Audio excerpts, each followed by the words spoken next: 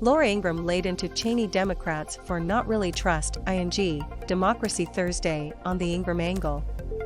Former Vice President Dick Cheney visited Congress on Thursday's one-year anniversary of the Capitol riot, saying he is deeply disappointed in Congressional GOP leadership's response to the events of January 6.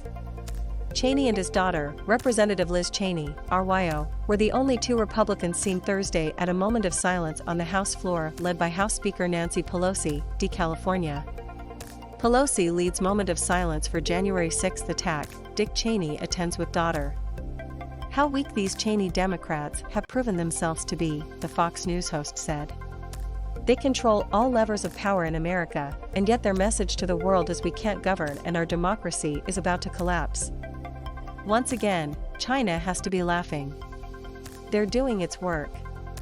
Members of the Bush-Cheney bipartisan regime really care more about promoting democracy abroad than preserving it at home, Ingraham said. They're the ones who don't really trust democracy because they know that when the people get their way, it means things like border enforcement, ending unlimited immigration, keeping politics out of schools and protecting women's sports. They simply can't risk another repeat of 2016. Next image 1 of 3. Previous next image 2 of 3. Previous image 3 of 3.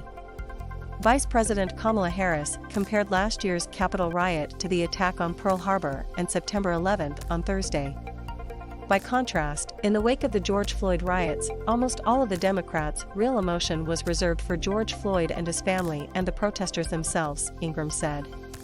They characterized the riots as courageous demonstrations infiltrated by perhaps a few bad apples. She dubbed them the costliest civil unrest riots in the United States history, with insured losses estimated at over $2 billion. All of the emoting and hyperbole were really the last gasp of the old guard, Ingraham said. The dinosaurs of the Pelosi-Schumer age are about to go extinct. They know their political con game is coming to an end in November, and they're so petrified that Trump or someone with similar views will win the presidency in 2024 that they're even willing to team up with an old nemesis, Dick Cheney. Click here to get the Fox News app. Now today was just another act in their dramatic effort to save their dying species, she remarked. Yet none of it's going to distract from their own failures on inflation, COVID, the border, these wars, and Afghanistan. And the GOP is never, ever going back to the Bush-Cheney playbook. No, thank you. To preserve democracy, you actually have to trust your people. But they don't.